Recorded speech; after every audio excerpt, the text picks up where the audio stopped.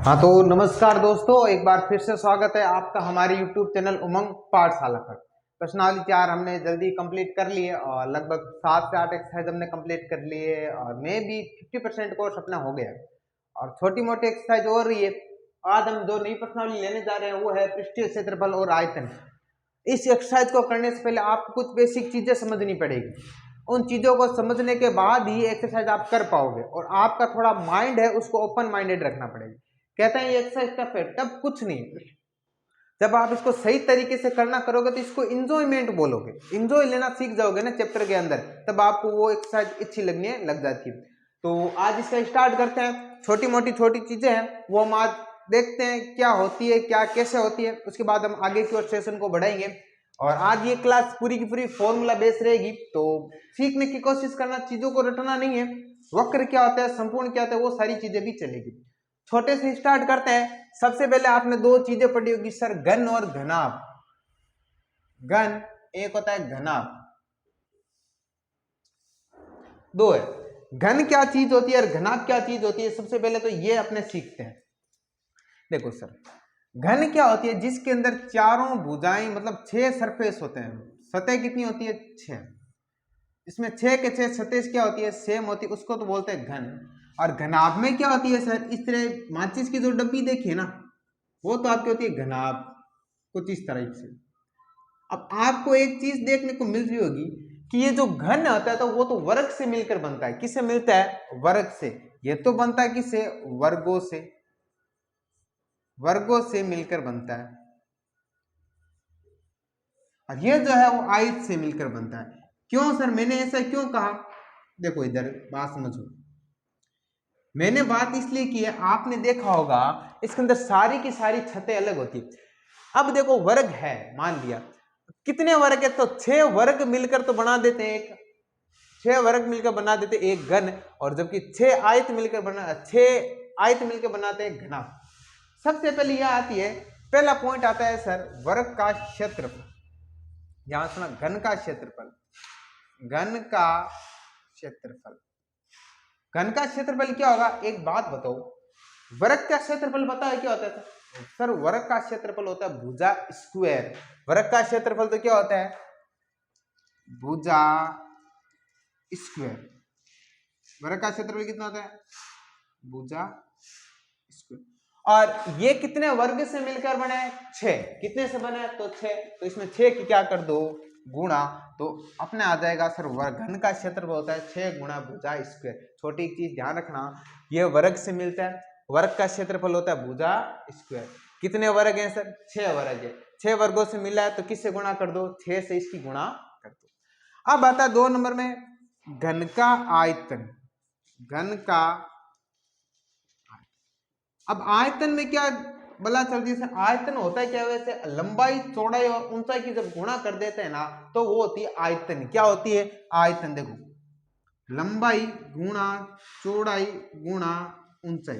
अब दिक्कत क्या है सर, देखो इसके अंदर ये भी एक भुजा है, इसकी लंबाई भी भुजा है, चौड़ाई भी भुजा है और ऊंचाई भी क्या है, भुजा है। तो देखो कुल मिला के क्या हो गई सर, भुजा गुणा भुजा गुणा भुजा, और 3 भुजा है, मतलब हो गया भुजा क्यूब।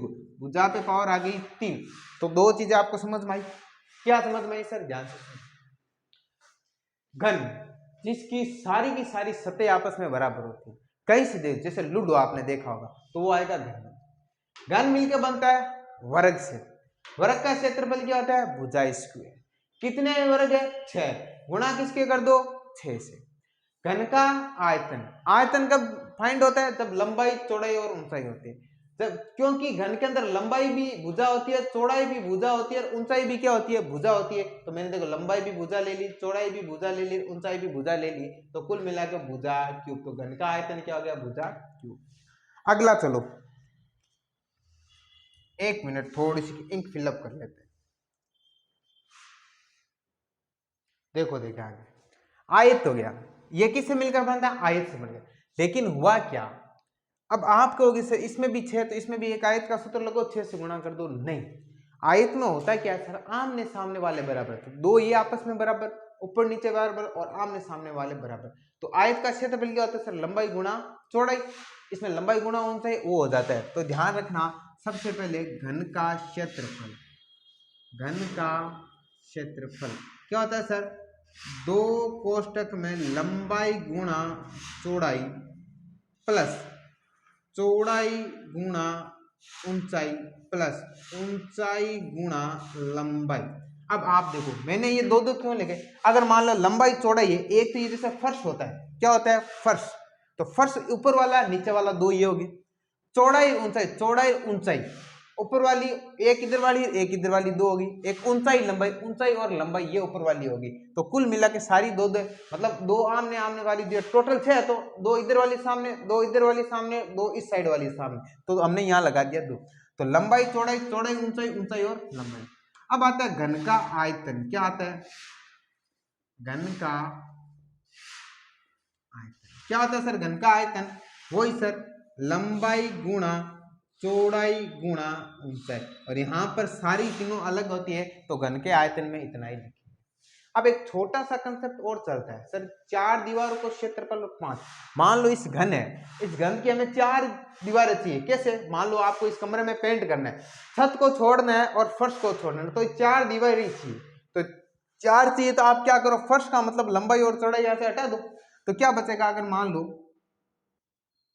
4 दीवारों का क्षेत्रफल पूछ ले, ध्यान रखना 4 दीवारों का क्षेत्रफल, कुछ भी नहीं करना है, 4 दीवारों का क्षेत्रफल का मतलब हो गया है उसको एक तो छत छोड़नी है और एक क्या छोड़नी है फर्श, और फर्श का क्षेत्रफल क्या होता है लंबाई गुणा चौड़ाई, तो इस पूरे में से ये लंबाई और चौड़ाई यहां से क्या कर दो, गायब कर दो, मतलब देखो क्या करना है, दो कोष्टक में इस पूरे को हटा दो और बाकी बच्चे वो लिख दो, चौड़ाई गुणा ऊंचाई प्लस ऊंचाई गुणा लंबाई। बात समझ में आएगी नहीं, इस लंबाई चौड़ाई को छोड़ दो, बाकी है वैसा का वैसा आप इसको है हूबहू उतार दो, और बुकों में किताबों में ये लिखा है कि ऊंचाई दोनों में तो कॉमन ले लो, तो दो कोष्टक में चौड़ाई प्लस लंबाई गुणा में ऊंचाई, किताब में ऐसे आ रखा है लेकिन आपको ऐसे ही याद रखना है। क्या करना है सर, ये तो हो गया 6 का, 4 का पूछा तो इस पूरे को हटाओ, हटाती जो बच गया वो हो गया 4। अब मान लो पूछ ले 5 दीवारों का, कितना पूछ ले सर, 5 दीवारों का क्षेत्रफल पूछ ले, 5 दीवारों का क्षेत्र, देखो 4 का तो पता है ये पड़ा सर, ये हो गया 4 का, दो कोष्टक में चौड़ाई गुणा ऊंचाई प्लस ऊंचाई गुणा लंबाई, ये तो हो गया 4 का, ये तो कितना हो गया 4 का। मान लो 4 तो दीवारों पे कलर करना, एक ऊपर वाली छत पर भी करना है, तो छत का क्षेत्रफल क्या होगा, लंबाई गुणा चौड़ाई, ये और जोड़ दो और कुछ भी नहीं करना होता, ये होगी 5। 5 कैसे हुई, इधर देखो 4 का तो ये हो गया 5 भाई ये हो गया, तो 4 का तो आपको करना होता तो ये पूरा लंबाई चौड़ाई गायब कर दो, 2 का मतलब 2 साथ में चला गया, ऊपर वाला नीचे वाला दोनों ही साफ है। 5 में क्या है, 4 तो लेनी है लेकिन हमें छत भी काउंट करनी है, तो छत का कितना हो जाएगा, लंबाई गुणा चौड़ाई एक जोड़ दो, तो ये हो जाएगा आपके टोटल 5 दीवारों का क्षेत्रफल। यहां तक आपको समझ में आ गई होगी। अब देखो एक छोटा सा इसी के अंदर और छोटा सा कंसेप्ट और है, वो समझा देता वृत्त, क्या चल जाएगा वृत्त, ताकि अगले वाले में कहा, ये हो गया वृत्त, हो गया वृत्त। अब ये होती है वृत्त की त्रिज्या, मैं देखो पूरा क्या शॉर्ट में समझा रहा हूँ, छोटा छोटा अपने ज्यादा अपने करना नहीं। इसमें क्या होता है, 3 चीजें, एक होता है सर वृत्त का क्षेत्रफल, क्या पूछ रहे आपको सर, वृत्त का क्षेत्रफल क्या होता है सर, पाई आर स्क्वायर, ये हो गया वृत्त का क्षेत्रफल। अगर अर्धवृत्त का, अर्ध का मतलब होता है आधा, आधे का मतलब भाग किसका लगा दो, 2 का लगा दो, तो मैं यह चीज वो लिखूंगा नहीं। दूसरा वृत्त की परिधि, क्या पूछ ले, वृत्त की परिधि, और वृत्त की परिधि का फॉर्मूला होता है 2 पाई आर, ये स्क्वायर है उसको आगे ले आओ बस, वृत्त की परिधि। अगर आपको पूछ ले अर्धवृत्त का परिमाप, ध्यान रखना 3 नंबर, क्या पूछ ले सर, अर्ध वृत्त का परिमाप, क्या होता है सर अर्धवृत्त का परिमाप। अगर मान लो अर्धवृत्त का मतलब देखो ये पार्ट तो शामिल हो गई, ऊपर वाला ये जो है ना ये भी इसमें शामिल होगा अर्धवृत्त में, तो इसका तो क्या होगा, ध्यान से सुनना, इसका तो क्या होगा भाई, अर्धवृत्त का परिमाप पूछा है तो टोटल होता है 2 पाई आर। ये तो हो गया, देखो टोटल तो होता है 2 पाई आर, आधे का मतलब 2 का भाग लगा तो कुल मिला के हो गया पाई आर। तो यहां से लेके और यहां तक को मान तो हो गया पाई आर। अब ये भी तो ऐड होगी ये वाली, क्योंकि परिमाप का मतलब सारी दीवार होती है, यहां से लेकर यहां तक, तो ये तो हो गया पाई आर। देखो अब यहां से यहां तक एक होगी आर ये, एक होगी आर ये, या इस पूरे को हम क्या बोल सकते हैं, डी भी बोल सकते हैं। ठीक है, तो परिमाप कितना हो जाएगा सर, पाई आर प्लस, यहां से लेकर यहां तक पाई आर, एक आर ये प्लस 2 आर, या इसको क्या लिखोगे, इस 2 आर को भी मैं क्या लिख सकता हूं, व्यास ही है भाई, 2 आर को जोड़ोगे तभी तो वृत्त क्या क्या मिलता है, व्यास। तो ये इसको लिख सकता हूं पाई आर प्लस में डी, और डी क्या है, यहाँ वृत्त का व्यास है, ध्यान रखिए डी क्या है, वृत्त का व्यास, और आर क्या है, त्रिज्या। तो फटाफट ये तीन जो मैंने लिखा है फटाफट इसको नोट डाउन करो, फिर आगे 3-4 अपने और है वो हम कर लेते हैं। तो फटाफट इसको उतारो, देखते हैं आगे और।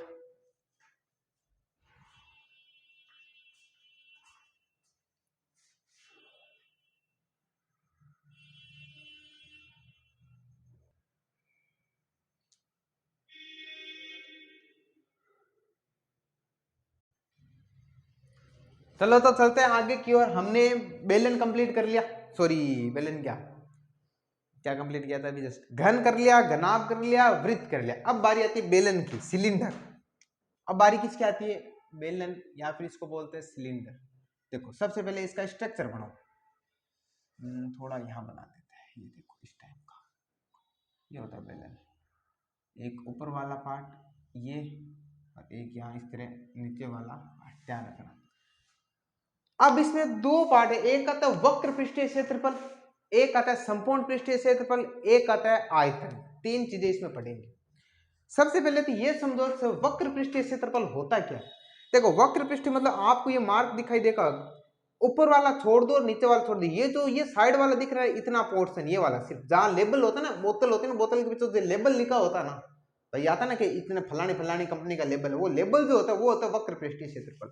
तो ये जो आपको चौरस चौरस वाले यहाँ तो इतना गोल भाग है ना भाई, इसको पकड़ के जैसे घुमाओ, इसको छोड़ना है, इसको छोड़ना है, इसको तो बोलते हैं वक्र पृष्ठीय क्षेत्रफल। क्या बोलते हैं, वक्र पृष्ठीय क्षेत्रफल। और इसका सूत्र होता है सर 2 पाई आर एच। ये क्या है, वृत्त है, दोनों ही क्या है, वृत्त।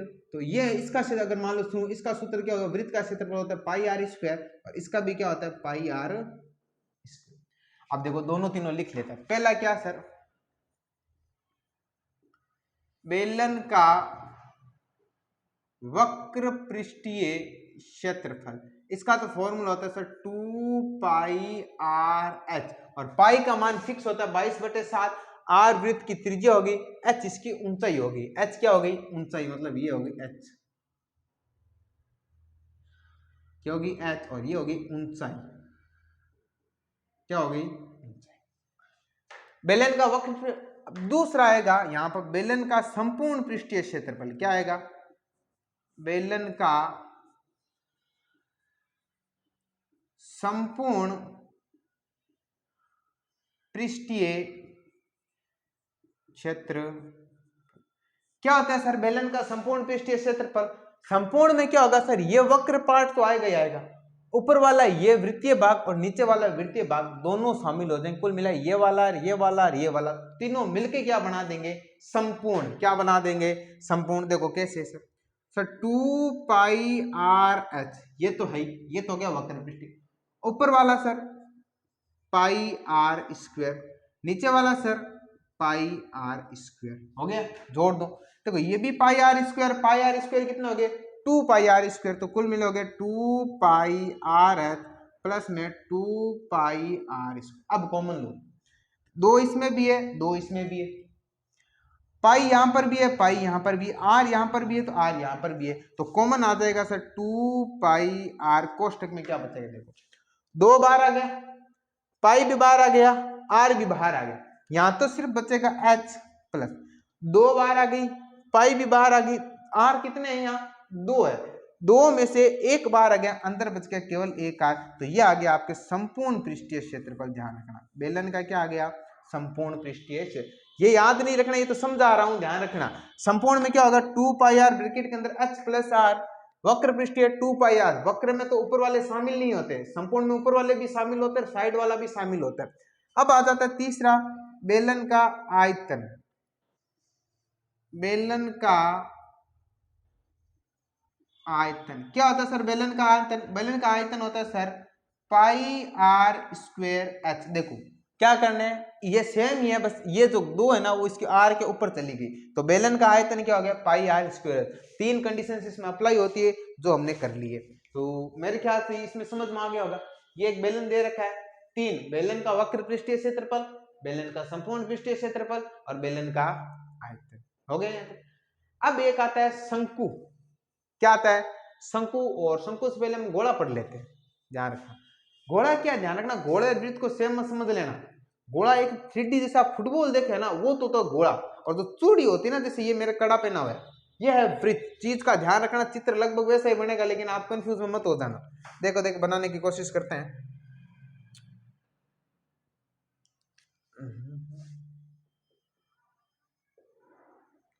गोले से पहले अपने शंकु कर लेते, क्योंकि वो एक लाइन से चल जाएगा, इसके अंदर मैचअप हो जाएगा। शंकु, शंकु क्या होता है सर, इस टॉपिक की टाइप का जो होता है इसको बोलते हैं शंकु। इसमें भी दो कंडीशन, कौन कौन सी, वक्र और संपूर्ण।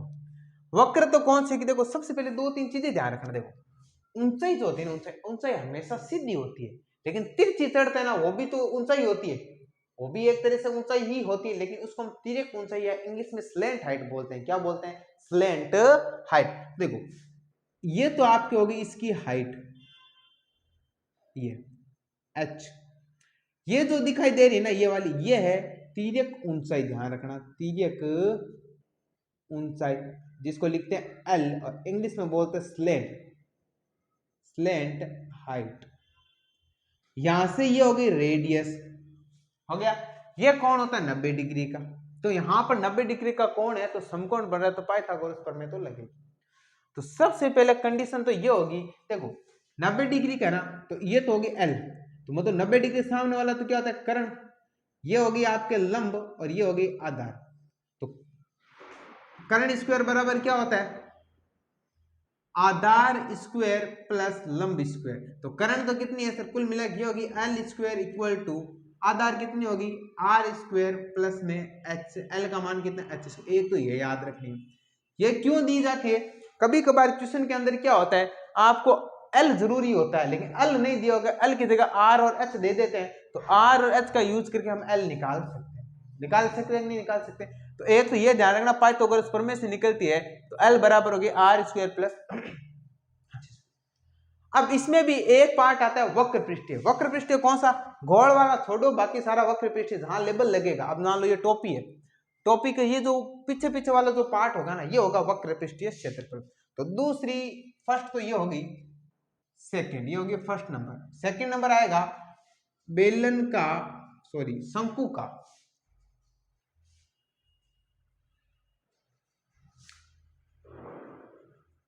शंकु का वक्र पृष्ठीय क्षेत्रफल क्या होता है sir, 1/3 pi R square H. ये तो हो गया शंकु का वक्र पृष्ठीय क्षेत्रफल।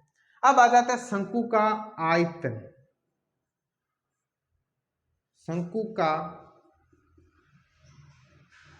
आयतन, सॉरी गलत लिख दिया थोड़ा बहुत। शंकु का वक्र पृष्ठीय क्षेत्रफल होता है पाई आर एल। क्या होता है, पाई आर एल। और शंकु का संपूर्ण, शंकु का संपूर्ण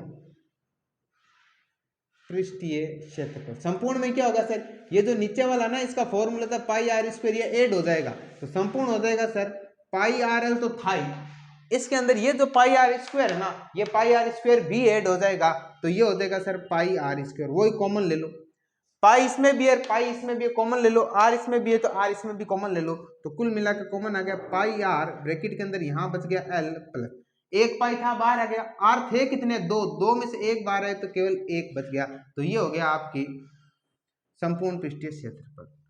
तीसरा आता है सर शंकु का आयतन।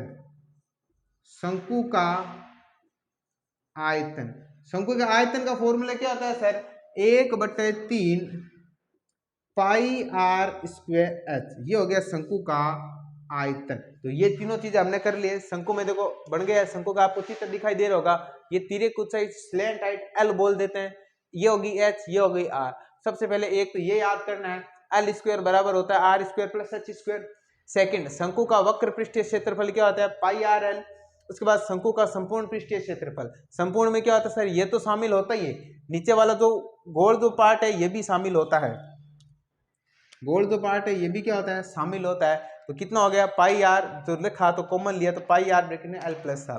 शंकु का आयतन क्या होता है, 1/3 पाई आर स्क्वायर। तो फटाफट इसको भी दोनों को नोट डाउन कर लो, फिर अपने आगे की ओर बढ़ते हैं। दो और कंडीशन और है वो कर लेते ताकि ये सेशन यही समाप्त हो जाए।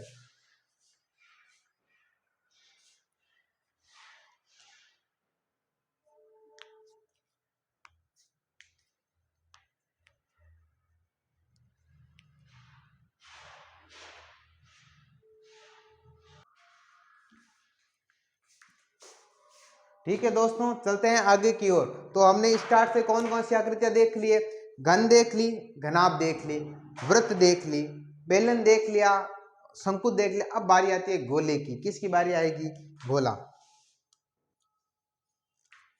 स्फेयर। अब आएगी गोला, स्फेयर, SPHARE, स्फेयर। क्या होता है देखो ध्यान, स्फेयर अगर देखोगे ना एक तरह से 3D आकृति होती है, जिसको मतलब ऐसा लगता है ना सामने होती है, वैसी है। चित्र को बनाना इम्पॉसिबल है उसका, तो भी मैं कोशिश करता हूँ, कुछ इस टाइप का होगा ना, मेरे ख्याल से आपको लग जाएगा, मेरे ख्याल से 3D जैसा फुटबॉल होता है ना, कुछ इस टाइप का होता है ये।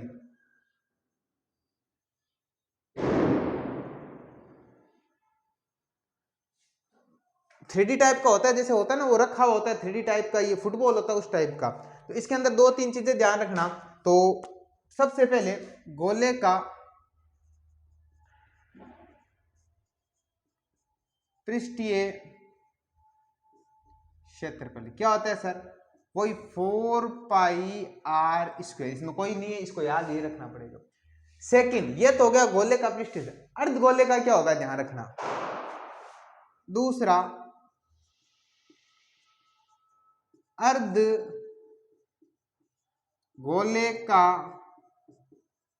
वक्र पृष्ठीय क्षेत्रफल क्या होगा सर, 4 पाई आर स्क्वायर। तो पूरा अर्ध का मतलब 2 का भाग लगा तो कुल मिला के हो जाएगा, 2 से कट गया 2 बार में 2 पाई आर स्क्वायर हो गया यहाँ पे।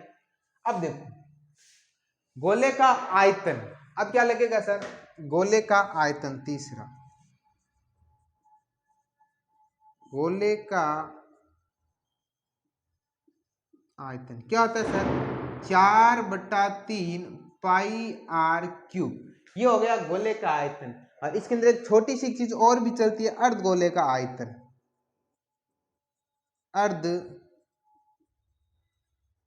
गोले का